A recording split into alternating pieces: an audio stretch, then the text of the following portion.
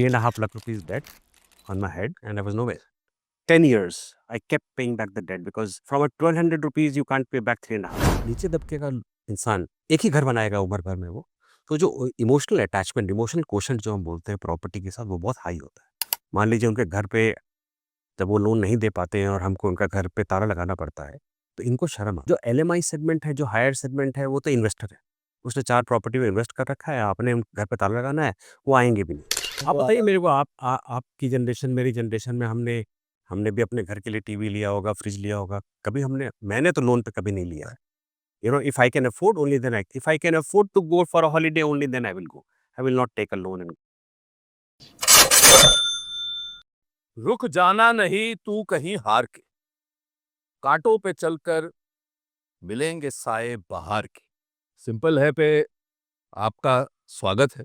नहीं, शो नहीं बदला, ऐसा नहीं है कि अब ये एक म्यूजिकल शो बन गया है, लेकिन आज जो मेरे साथ मेहमान हैं उन्होंने शायद ये गाना सुना तो जरूर होगा। हमारी जनरेशन में ये बहुत पॉपुलर गीत था, लेकिन उन्होंने इस गाने को अपने जीवन का आधार बना दिया और आज मैनेजिंग डायरेक्टर और सीईओ हैं आधार हाउसिंग के, और एक बहुत लंबा करियर उनका रहा है, लोन्स में स्पेशलाइज्ड है। लेकिन इस गीत के साथ ऋषि जब मैंने इंट्रोड्यूस किया, तो मैं जब पढ़ रहा था आपके बारे में, तो देखा कि छोटे शहर से आप आए, जी, काफी दिक्कतों का सामना किया अपने यंगर ईयर्स में, जी, और आज आप एक कॉरपोरेट कॉर्नर ऑफिस में बहुत कम उम्र में आपने बहुत सक्सेस पाया। तो इसलिए सबसे पहले लोन्स पे भी बात करेंगे क्योंकि वो आपकी एक्सपर्टीज है। जी। ये गाना अच्छा लगता था ना आपको? बहुत अच्छा लगता था। सुनते थे बड़ा? एंड आई वाज़ स्माइलिंग जब आप बोल रहे थे।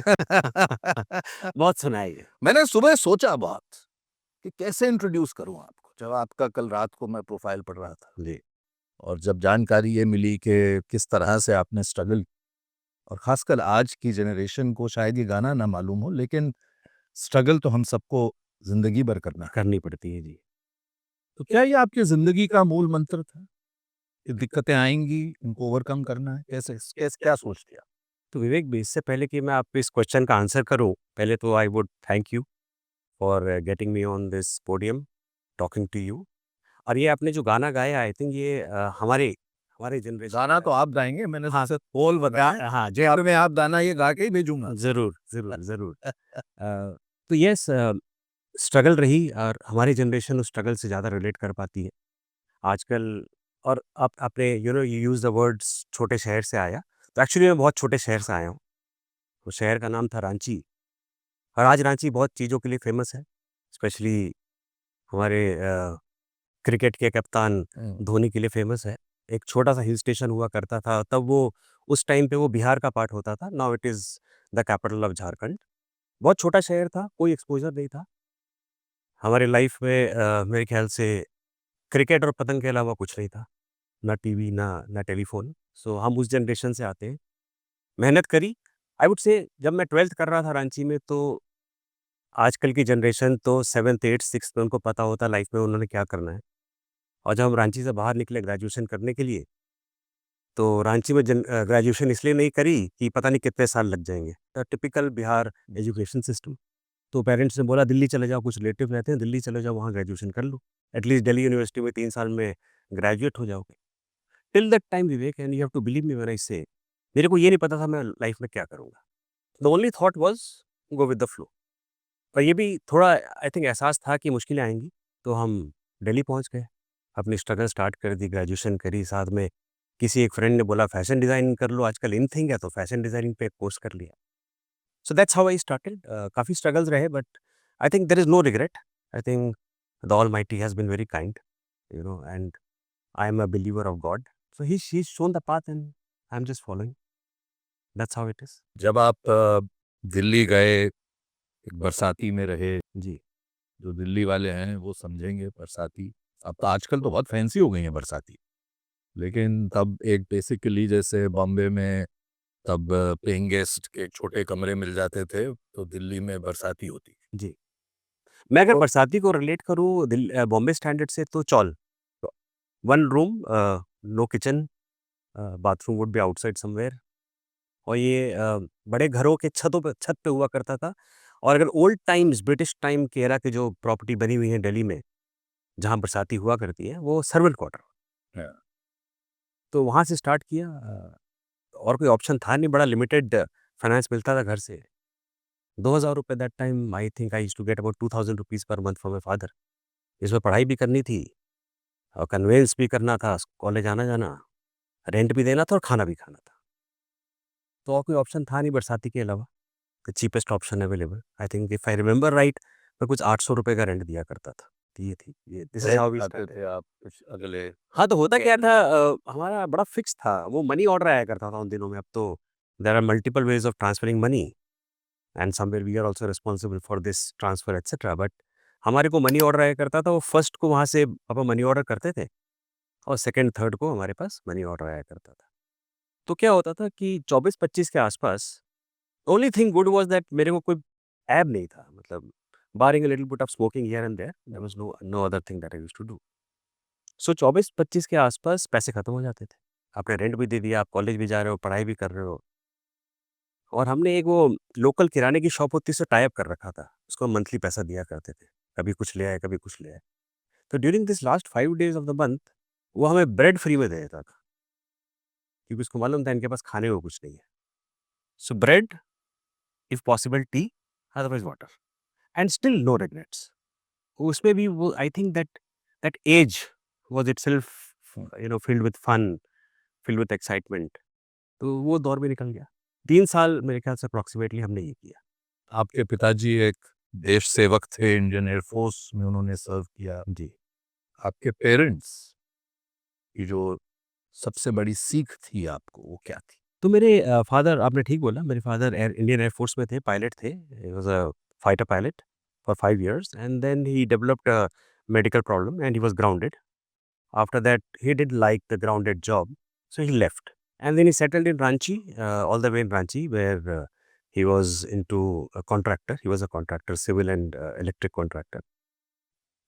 ऐसा कोई मेरे को उन्होंने बहुत बड़ी सीख नहीं दी लाइफ में, बट उनको देख के मैंने बहुत कुछ सीखा। I saw all his struggles, because जब एक इंसान ऊँचाई में थे वो, when he was a fighter pilot literally. at his age, being a fighter pilot, and you could, at that point in time, you could count the number of fighter pilots in the country. From there to nothing, and then developing everything again.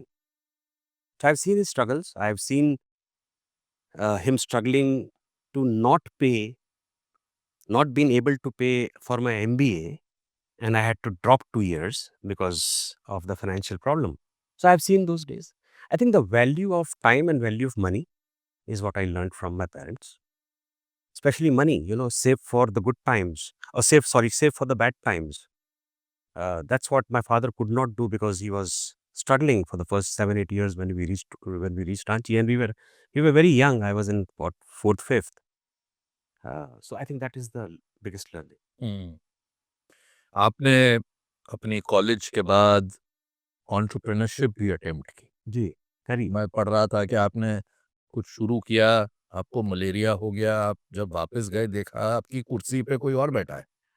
हाँ, तो वो एक छोटा सा episode है, मैं आपको बताता हूँ। छोटा तो नहीं है, हाँ, काफी मतलब बड़ा लाइफ। लगता होगा उस वक्त, आप इतने यंग थे तो यस, यस। सो आपको मैंने बताया कि मैं ग्रेजुएशन के टाइम पे किसी ने मेरे को बोला फैशन डिजाइनिंग का आप कोर्स कर लीजिए, तो मैंने एक फैशन डिजाइनिंग में कोर्स होता है apparel merchandising, this is marketing of apparels. तो उस पे कोर्स कर लिया। ग्रेजुएशन हो ऑलमोस्ट खत्म हो रही थी, अब समझ में आ नहीं रहा था कि लाइफ किधर जा रही है। तो somebody suggested with in the family कि आजकल एक्सपोर्ट्स का बहुत बिजनेस है, तो why don't you get into this line of business. अब एक्सपोर्ट्स के लिए तो बहुत फाइनेंस चाहिए, फाइनेंस था नहीं। तो हमने एक छोटी सी मर्केंडाइजिंग यूनिट लगा ली। तो बेसिकली मर्केंडाइजिंग यूनिट वो होती है जो एक्सपोर्टर्स के लिए क्लॉथ स्टिच करती है।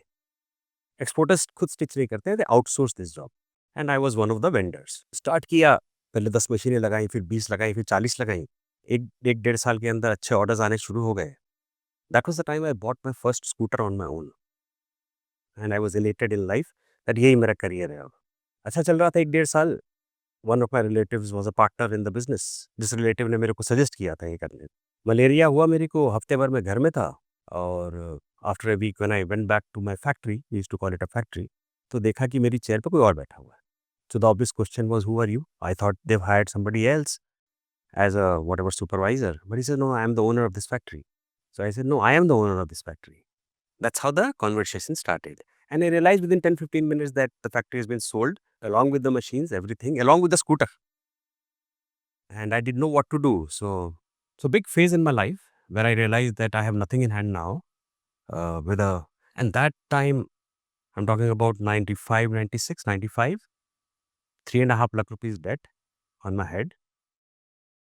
And I was nowhere. So big learning. कैसे चुकाया? So the good part was this 3.5 lakh rupees I borrowed from a friend on an interest, on a monthly payable interest, typical Delhi model. And the friend realized that, things are not going right and this is what has happened. So he said, okay, interest मैं छोड़ देता हूँ आज से, but eventually you have to pay back the principal. मेरे पास कोई option नहीं था. I started looking for a job because business तो was out of question. So I got a job at a with a reference at a DSA called Shelters. It was a Citibank DSA at a salary of 1,200 rupees. I think I used to get about 200, 300 rupees as conveyance. And Vivek, when I tell you this, you'll have to believe me.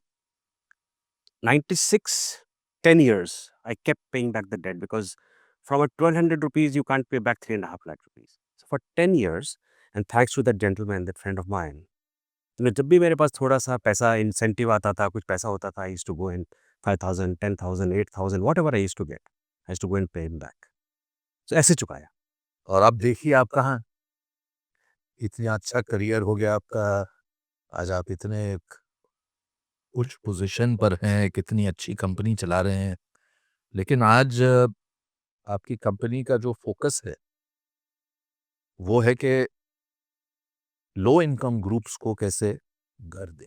जी. आजकल हालांकि रोटी कपड़ा मकान की definition लोग बदलते रहते हैं, नए नए वर्ड्स आ जाते हैं, लेकिन फैक्ट ये है कि आज भी हमारे देश में कई लोगों के सर के ऊपर छत नहीं। Agreed, completely agreed. एंड विवेक, अगर अगर हम अपने सोसाइटी को देखें तो एंड यू आर राइट, काफ़ी टेक्नोलॉजीज आ गई हैं, लोग अपने हिसाब से कॉइन करते रहते हैं, बट आज भी रिक्वायरमेंट रोटी कपड़ा मकान की ही है. जिन लोगों ने भी बुरे दिन देखे हैं अपने, एंड आई व्हेन आई से बुरे दिन, I don't mean real bad days in the real sense, but जो स्ट्रगल डेज देखे हैं, उनके लिए value of these three words still remain. आपने बोला कि मैं बड़ी कंपनी में आ गया हूँ, बड़े ओहदे पे आ गया हूँ, एटसेट्रा एटसेट्रा, बट जिस तरह से मैं अपने आप को व्यू करता हूँ, आज भी मैं वही हूँ. Because all my learnings come from what I used to do. And I sometimes thank God that, मैं IIM join नहीं कर पाया because of financial crisis, and I was not hired directly as a senior manager in a company, and I have grown from grassroots, and I can relate to those problems. So रोटी कपड़ा मकान आज भी important है. हम तीसरे वाले point को सर्व कर रहे हैं कम्युनिटी में. और मैंने बहुत कंपनीज़ के साथ काम किया Vivek. I have worked for companies like AIG, Reliance, ICICI. Started my corporate career with ICICI. But जो एक इंटरनल सैटिस्फैक्शन मिलती है इस सेगमेंट को कैटर करके, not only that you are assisting him buy a house, this is a person who will never be able to buy a house. अगर उसने एक बना लिया तो उसके लिए बहुत बड़ा इमोशनल क्वोशंट होता है. एक छोटा मकान बनाता है हमारा कस्टमर, मेरा average ticket size only 10 lakh rupees. अब समझ लीजिए 10 लाख रुपए में क्या घर बना रहा है. 10 लाख का एवरेज टिकट घर का साइज. लोन देते हैं। तो छोटा सा एक 2 कमरे का मकान बनाता है. और मैं, you have to believe me when I say, इतने मिठाई के डब्बे आते हैं ना हमारे पास जब मकान का गृह प्रवेश होता है. और कई गृह प्रवेश में मैं भी जाता हूँ, जैसे कहीं ट्रैवल कर रहा हूँ, किसी को हमने पेमेंट करी है, उनका गृह प्रवेश हो रहा है, and you can see the gratitude in the eyes, because उनको मालूम है कि ये हमने उम्र भर में एक बार बनाना था और इस कंपनी ने हमको या इस जेंटलमैन ने हमको असिस्ट किया है. That is the satisfaction we get. Not that, we can't get jobs, everybody can get jobs in larger companies, but that satisfaction you will not get anywhere else. ये जो एस्पिरेशनल इंडियन है, एक तरफ है जैसे आपने कहा, लोग जो मेहनत कर करके पाई पाई जुटा कर जी. अपना एक घर बनाना चाहते हैं, और घर आप उनकी मदद करते हैं, लोन देके वो घर बनाते हैं। जी. और क्योंकि आपका करियर तरह तरह के लोन्स और तरह तरह की कंपनीज के साथ जुड़ा रहा है फाइनेंशियल सेक्टर में, एक दूसरी तरफ देख रहे हैं कि यूथ जो है, और ये ज़रूरी नहीं है कि कोई इनकम ग्रुप के स्पेसिफिक है, लेकिन जो यंग लोग हैं वो धड़ल्ले से लोन पे लोन लिए जा रहे हैं। जी. तो ये जो बिहेवियरियल एस्पेक्ट है, इस पे आप यंग लोगों को क्या कहेंगे? सर देखिए ऐसा है विवेक कि आ, इस इंडस्ट्री में हाउसिंग लोन करते करते मेरे को 30 साल हो गए, exactly 30 years now, and I have seen this sea change that has happened in the last 30 years.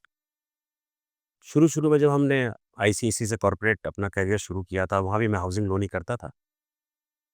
अब मैं आपको एक ट्रेंड बताता हूँ, उस time average age of consumer used to be upward of 45।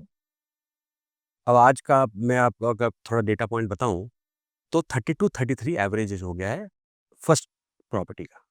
उसके बाद 37-38 पे सेकंड प्रॉपर्टी का। There is nothing bad in taking loans and घर के लिए तो ठीक। घर के लिए आप लोन ले रहे हैं, बहुत अच्छी बात है।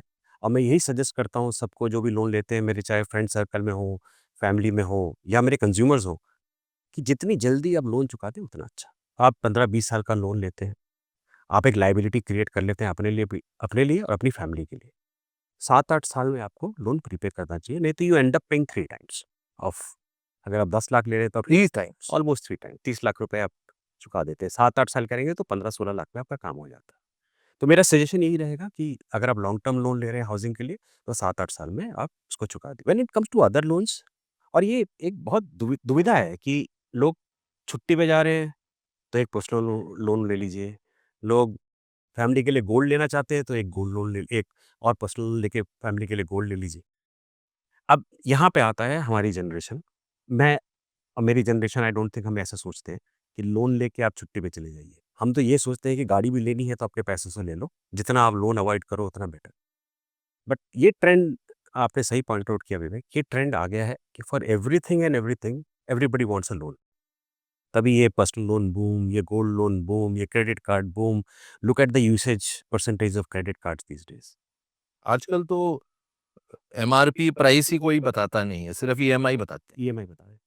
आप 200 रुपए दीजिए, ले लीजिए। टीवी लेने जाइए, लोग सोचते हैं कि 200 में नीचे पे लेकिन आगे कितने साल, जैसे आपने कहा कि अगर आप पूरा ड्यूरेशन रहेंगे उस लोन का, तो 3 टाइम्स। और वहाँ तो चलिए एक एसेट है, एक घर है जिसको अगर आप चाहें, अगर प्रॉब्लम आए, बेच आप सकते बेच हैं। सकते हैं, आप टीवी डिप्रिशिएट हो जाएगी। टीवी या कार या ये तो आप गैराज से बाहर लेके जाते हैं आप तो बताइए मेरे को, आपकी जनरेशन, मेरी जनरेशन में हमने हमने भी अपने घर के लिए टीवी लिया होगा, फ्रिज लिया होगा। कभी मैंने तो लोन पे कभी नहीं लिया है। You know, if I can afford only then I if I can afford to go for a holiday only then I will go. I will not take a loan and go for a holiday. I think that trend has to somewhere slow down, stop, whatever it is. हमारी जो एक cultural value हमको जो सिखाई गई थी saving, वो इस जनरेशन में हटती जा रही है। There is no concept of saving. We are getting more westernised, if I can use that word. Spend करिए, स्पेंड स्पेंड करिए, करिए। आप कमाइए, आप खर्चिए। नॉट अ मैं very good trend, but yes. मैंने कई लोगों से जब बात की है अपने करियर में, तो उन्होंने एक बात कही, बहुत इम्पोर्टेंट बात है, कि जब आप बॉटम ऑफ द पिरामिड पे जाते हैं, जिन लोगों के पास उतना पैसा नहीं है, लोअर इनकम ग्रुप के हैं, उनमें जो चाहत है वापस देने की लोन, वो कहीं ज़्यादा है राइट, उनसे जिनके पास शायद बहुत पैसे हैं। सही बात है। और ये क्योंकि आप इस सेगमेंट को कैटर कर रहे हैं, या आप जी, देख रहे हैं। एकदम देख रहे हैं, और एकदम सही है ये, जिसने भी आपको बताया एकदम सही बताया है। और उसका एक मैंने आपको रीज़न भी बताया कि जब ये नीचे दबके का इंसान एक ही घर बनाएगा उम्र भर में वो, तो जो इमोशनल अटैचमेंट, इमोशनल क्वोशंट जो हम बोलते हैं प्रॉपर्टी के साथ, वो बहुत हाई होता है। इस सेगमेंट पे इंटेंशन इशू नहीं होता है। सेल्फ रिस्पेक्ट होती है, सोशल स्टिग्मा होता है। अगर आप मान लीजिए उनके घर पे जब वो लोन नहीं दे पाते हैं और हमको उनका घर पे ताला लगाना पड़ता है, तो इनको शर्म आती है। जो एलएमआई सेगमेंट है, जो हायर सेगमेंट है, वो तो इन्वेस्टर है। उसने 4 प्रॉपर्टी में इन्वेस्ट कर रखा है, आपने घर पे ताला लगाना है, वो आएँगे भी नहीं। तो शर्म नहीं। तो येस, यू आर राइट। इस सेगमेंट में अभी तभी देखेंगे आप कि इस सेगमेंट की डेलिंक्वेंसी बहुत ज़्यादा कंट्रोल में है। इसका दूसरा साइड ऑफ द कॉइन ये है कि ये वो सेगमेंट है जिसके घर में अगर 1 महीने बीमारी आ गई, तो आपकी 2 किस्तें टूट जाती हैं। बट इंटेंशन खराब नहीं है। तो आपको इस कस्टमर को मौका देना पड़ेगा कि सर ठीक है, कोई प्रॉब्लम नहीं है। आपके घर मेडिकल इमरजेंसी आई, आप 3 महीने बाद पैसे दे दीजिए। सो अभी दिस हाउ यू। आपने, मैं पढ़ रहा था जो लास्ट नंबर जो मैंने पढ़ा, कि लगभग 3 लाख लोगों को आपने लोन दिया है। तो हालांकि कोई फिगर या ऐसा नहीं मैं आपसे मांग रहा, क्योंकि आपके भी अपने कंस्ट्रेंट्स हैं बताने में, लेकिन मैं आपसे अगर ये पूछूं कि 5 साल, 10 साल, 20 साल, क्योंकि इतनी अपॉर्चुनिटी, और सब लोग अर्बन इंडिया पे फोकस कर, कि वहाँ शायद टिकट साइजेस ज्यादा है। पढ़ रहा था मैं कहीं पे कि अफोर्डेबल हाउसिंग की जो डेफिनेशन है 40 लाख की, वो अब रेलेवेंट ही नहीं रही मेट्रोज, मैं उसका एकदम शहर ही श्रिंक हो गया है। नहीं रही। सो अफोर्डेबल की डेफिनेशन अभी मेट्रोज में 35 लाख है लोन लोन की, और प्रॉपर्टी की 45 लाख है, और नॉन मेट्रो में 25 लाख और 35 लाख लोन और प्रॉपर्टी वैल्यू। उसकी वैल्यू रही नहीं है। बट मैं अगर सिंस आप अफोर्डेबल की बात कर रहे हैं, यूर राइट, अर्बन सेंटर्स में टिकट साइज हाई है, तो जो प्रीमियम कंपनीज है वो ज़्यादा फोकस करती हैं। अफोर्डेबल का जो रियल ग्रोथ आ रहा है विवेक, वो टियर 2, टियर 3, टियर 4 में आ रहा है। आई थिंक ये एक चीज़ करंट गवर्नमेंट ने बहुत अच्छी करी है। बहुत। आपको अगर पता होगा, अभी न्यूज़ में हर जगह था, प्रधानमंत्री आवास योजना में इंटरेस्ट सब्सिडी स्कीम लॉन्च करी गई है। तो ये interest subsidy scheme is PMAY 2.0, there was a 1.0 also, जिसपे 26 लाख कंज्यूमर्स को इंटरेस्ट सब्सिडी दी गई थी। और ये एंड यूज़, ये मॉनिटर्ड कंज्यूमर्स हैं, ये हमारे थ्रू दी गई थी। उसमें आधार, जिस कंपनी को मैं रिप्रेज़ेंट करता हूँ, 1,05,000 कंज्यूमर्स को तो हमने ही दिया है सब्सिडी। तो सब्सिडी रीलॉन्च हुई है अभी 1.5 महीने पहले, और उम्मीद है कि similar kind of consumer 25 lakh 26 lakh consumer दोबारा से इस बेनिफिट को लेंगे। तो ये करंट गवर्नमेंट ने tier 3 and below, sorry tier 2 and below के लिए बहुत ज़्यादा करा है, right from constructing affordable houses to enabling people like us to extend loans to them. तो रियल ग्रोथ, वो कहते हैं, मेरे को याद है मैं 10 साल पहले जब कॉन्फ्रेंसेस में जाते थे, तो जो इंडस्ट्री के स्टॉलवर्ड्स हैं वो ये बोला करते थे कि रियल ग्रोथ यहाँ से आएगी। और उस टाइम हम रिलेट नहीं कर पाते थे, क्योंकि हमने ये देखा ही नहीं था। ये सेगमेंट्स, ये स्टेट सिटीज हमने देखी नहीं थी। और टेक्नोलॉजी भी शायद, जिस पर आपका बहुत फोकस है, सो टेक्नोलॉजी पे हमारा टेक्नोलॉजी फोकस बहुत को ज़्यादा किस है। तरह से आप यूज करें, क्योंकि फिजिकली सब जगह जाना, पेपर वर्क करना मुश्किल हो जाता है, कॉस्टली हो जाता है। सो विवेक, इसके इसके दो पहलू हैं। पहली बात तो मैं एक तरफ से बोल रहा हूँ, मेरा कंज्यूमर एकदम बॉटम ऑफ द पिरामिड है। मेरा कंज्यूमर वो है जो टेक्नोलॉजी समझता नहीं है। मेरा आज भी, आपने एक फिगर दिया 3 लाख मेरे कंज्यूमर्स हैं, यू आर राइट, मेरे 3 लाख कंज्यूमर्स हैं। 8% of that consumers even today don't have smartphones. तो मैं एक्सपेक्ट ही नहीं करता हूँ कि वो टेक्नोलॉजी फ़ोन उठाएँगे और उन लोन के लिए अप्लाई कर देंगे। He is not an LMI premium customer, he does not understand. तो फिर हम टेक्नोलॉजी को कहाँ यूज़ करें? तो हमने क्या किया, 2021 में जब ये कंपनी 10 साल की हो गई थी, हमने टोटल टेक्नोलॉजी ट्रांसफॉर्मेशन किया। टेक्नोलॉजी के 2 पहलू हैं, जैसे मैं बता रहा था, एक इंटरनल है, एक एक्सटर्नल है। पहले तो हमको अपनी दुकान ठीक करनी है। हम टेक्नोलॉजी को यूज़ करके हम क्या-क्या एनेबल कर सकते हैं। तो मेरे को याद है, आपने भी काफ़ी लोन लिए होंगे, आपके रिलेशनशिप हैं इस इंडस्ट्री में, कि एक फ़ाइल बना करती थी, पूरी इतनी मोटी-सी फ़ाइल बनती थी, सारे डॉक्यूमेंट्स लगते थे, चाहे उनके इनकम डॉक्यूमेंट्स हों, पर्सनल डॉक्यूमेंट्स हों, एप्लीकेशन फॉर्म हो। वहाँ से हमने आज आधार पे ये ट्रांज़िशन कर दिया है कि we don't make a file, everything is on digital platform. Right from customer के साथ बैठ के मेरा एग्ज़ीक्यूटिव फॉर्म भरता है, वो अपने मोबाइल पे, वो मोबाइल अपने आप कन्वर्ट हो जाती है एप्लीकेशन फॉर्म पे।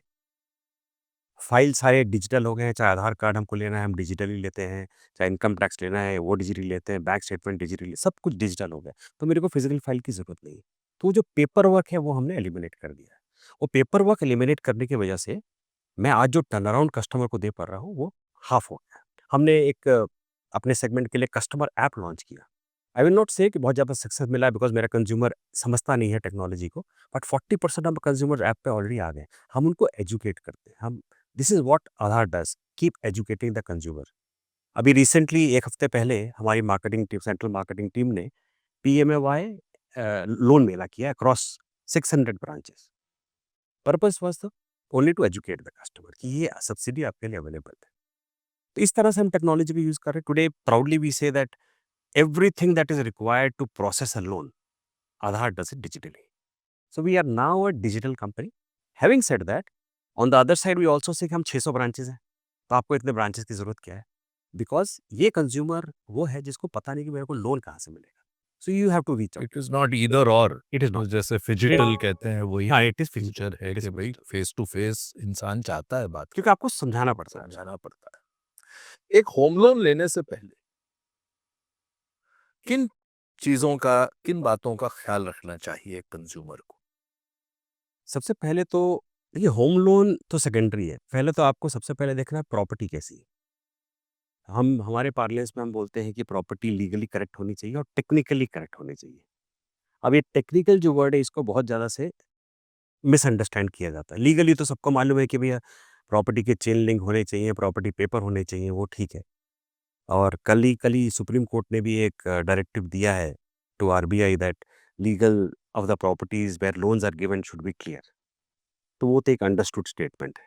टेक्निकली क्या होता है, that's where consumers go wrong, कि जब आप मेरा कंज्यूमर खासकर बेचा, I would not use the word बेचारा, but my consumer buys properties in the outskirts, ग्राम पंचायत की प्रॉपर्टी ले रहा है, लाल डोरा की ले रहा है, वहाँ पे ऐसे भी इंस्टेंस आते हैं कि गवर्नमेंट डिमार्केटेड लैंड जो स्कूल के लिए थी, हॉस्पिटल के लिए थी, उसमें डेवलपर्स ने प्रॉपर्टीज बना दी और बेच दी है। So technically not right. So जब आप लोन लेते हैं तो आपको हाउसिंग फाइनेंस कंपनी के साथ एसोसिएट होकर कंज्यूमर को ये इंश्योर करना चाहिए कि टेक्निकली प्रॉपर्टी करेक्ट है। तो फिर कल प्रॉपर्टी सील नहीं होगी, टूटेगी नहीं, आपकी आपने लाइफ में एक बनानी हो, प्रॉपर्टी सिक्योर रहेगी। तो प्रॉपर्टी एस्पेक्ट बहुत इंपॉर्टेंट है। लोन पे जैसे मैंने बताया कि अपने आप को ओवर लिवरेज ना करें। देयर आर कंज्यूमर्स जो कि 50% लोन लेके भी काम चला सकते हैं, बट क्योंकि सामने वाली कंपनी 90% दे रही है तो मैं 90% ले लेता हूँ, वो ओवर लिवरेज हो जाते हैं। 7-8 साल में आपको लोन प्रीपे कर देना चाहिए।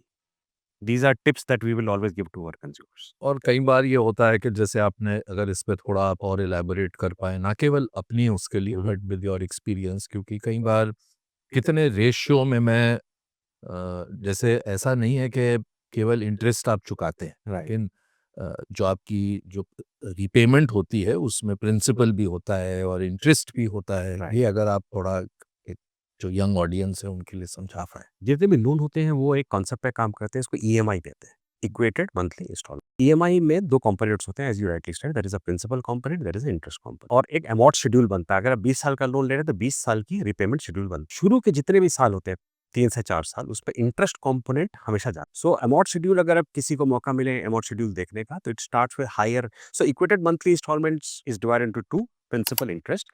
Interest portion will always be very large. अगर आप ₹100 की ईएमआई दे रहे हैं, तो शुरू के पहले 1 साल में उसमें से ₹90 इंटरेस्ट पे जाते हैं।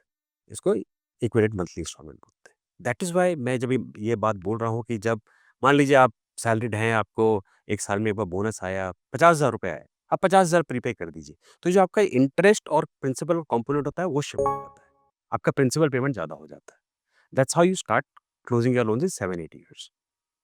अगर आप 20 साल चला रहे हैं, तो इंटरेस्ट पोर्शन शुरू में आपने दे दिया और आप 3 टाइम जाके प्रिंसिपल देते हैं। लास्ट में 95% प्रिंसिपल रह जाता है और 5% इंटरेस्ट रहता है। इंटरेस्ट आपने शुरू में सारा दे दिया। तो आप ये कह रहे हैं कि जैसे-जैसे आपके पास कभी भी लमसम आए, जी, प्रीपे करते रहिए। पार्ट पेमेंट करते रहना चाहिए। उससे आपका इंटरेस्ट और प्रिंसिपल जो मैं समझा रहा हूँ, वो प्रोपोर्शन चेंज हो जाता है। प्रिंसिपल बढ़ जाता है, इंटरेस्ट कम हो जाता है। कई लोग कहते हैं कि अगर आप प्रीपे करेंगे तो उस पे आपको फ़ी देनी पड़ेगी, पेनल्टी देनी पड़ेगी, ऐसा कुछ होता है? सो रेगुलेटरली कोई भी हाउसिंग फाइनेंस कंपनी या जो लोन दे रही है, वो प्रीपेमेंट चार्जेस, पार्ट पेमेंट पे चार्जेस नहीं ले सकती। नहीं ले सकते। ये रेगुलेटरी रिक्वायरमेंट है, नहीं ले सकते। तो it is very easy to part pay, prepay. और मैं एक और सजेशन यहाँ दूँगा, given the current interest scenario, जो भी आप लोन ले रहे हैं, उनको फ्लोटिंग रेट लेना चाहिए लोन का, फिक्स्ड नहीं लेना। हाँ, ये भी मेरा एक सवाल था। क्योंकि रेट अब हमको दिख रहे हैं कि आने वाले साल में, may be in the current year, RBI may look at cutting some rates because we are already at the peak. So it is advisable not to take a fixed loan rate, take a floating rate. तो floating में ये होता है कि अगर company का rate change हो रहा है बिकॉज़ उनका कॉस्ट ऑफ फंड कम हो रहा है, तो आपको बेनिफिट मिलता जाएगा। पर इसमें भी तो कई टर्मिनोलॉजीज़ आ जाती हैं कि फिक्स्ड भी फिक्स्ड नहीं होता, फिक्स्ड होता है, फ्लोटिंग नहीं होता, फ्लोटिंग मतलब अभी क्या है, वैसे ही कंपनीज़ कंज्यूमर। ने अपनी सुविधा के हिसाब से प्रोडक्ट्स निकाले हाँ। हुए हैं। देयर आर प्राइमरीली 3 प्रोडक्ट है मार्केट में इस वक़्त। एक है total fixed for the tenure of the loan, एक है 3 year fixed and then it moves to floating. That can be a good product when the interest cycle is at its low.